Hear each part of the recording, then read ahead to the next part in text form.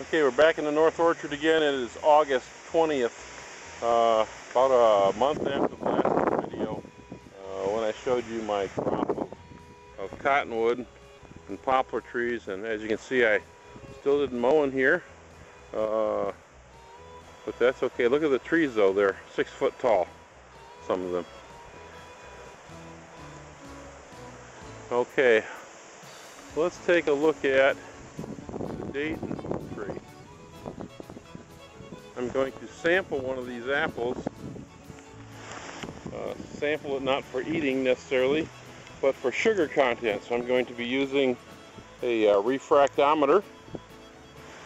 This is a refractometer. And you put a drop of juice right here on the left side and close the lid. And the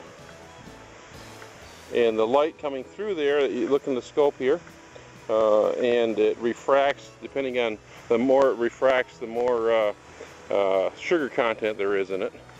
So I'm going to use that. First I need to find one that's been damaged, maybe by a wasp or something. Look how they're coloring up nice. They're about 4 or 5 weeks from picking time. And they're not as large as I've seen in the past. Of course, there's a lot bigger set this year than the last time I had apples 2 years ago. But look at that, beautiful. Green overlaid with red.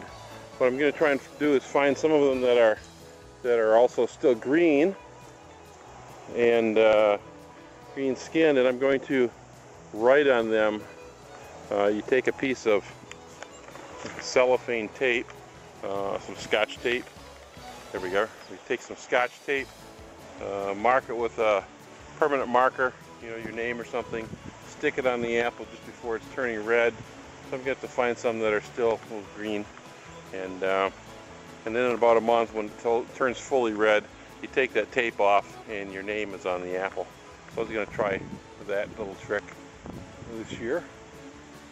And up on the top of the tree here are some that didn't get sprayed as well, so I might be able to knock one of those off and use it. I'm going to do a little search for one that was damaged by wasps. They tend to be hitting the apples this time of year.